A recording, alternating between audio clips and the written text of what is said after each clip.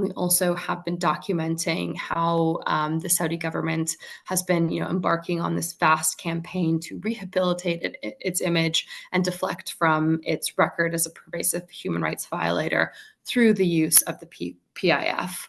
Of course, Saudi has been hosting high-profile celebrities, major entertainment and sporting events as a powerful means to launder its reputation, and the PIF is a cornerstone of these efforts. So the case that we were following very closely this year, and that actually prompted this Senate hearing in September, was an agreement that was made between the Public Investment Fund and the PGA Tour, so the American-based, very famous golf tour.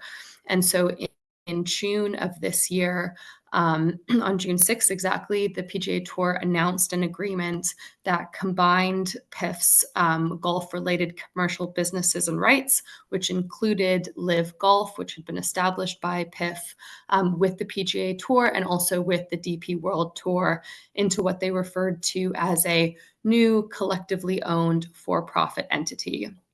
And in this announcement in June, they said that the PIF would be the exclusive investor in the new entity. And, this was deeply, troubling to us because this wasn't the purchase of, a single team in a sports league. It wasn't, having one player, a high-profile player, come over to play in a league, but it was effectively the purchase of an entire sport. The PGA Tour, Live Golf, DP World Tour, this represents all of professional golf. So in one fell swoop, the PIF, just purchased all of golf. And even prior to this agreement, we had been following very closely Live Golf because it had, been solely established by the Saudi government through the PIF, and had expressed our concerns that this league as well was a tool of Saudi sports washing. And in June of this year, they went a step farther by combining all of these into this single for-profit entity.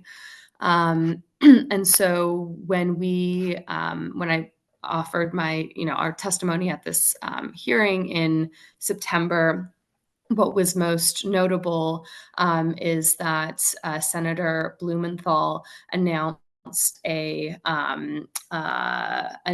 that they were going to be requesting the U.S.-based subsidiary of the PIF to testify also at Congress. And we haven't heard yet whether the U.S.-based entity of the PIF has complied with that subpoena.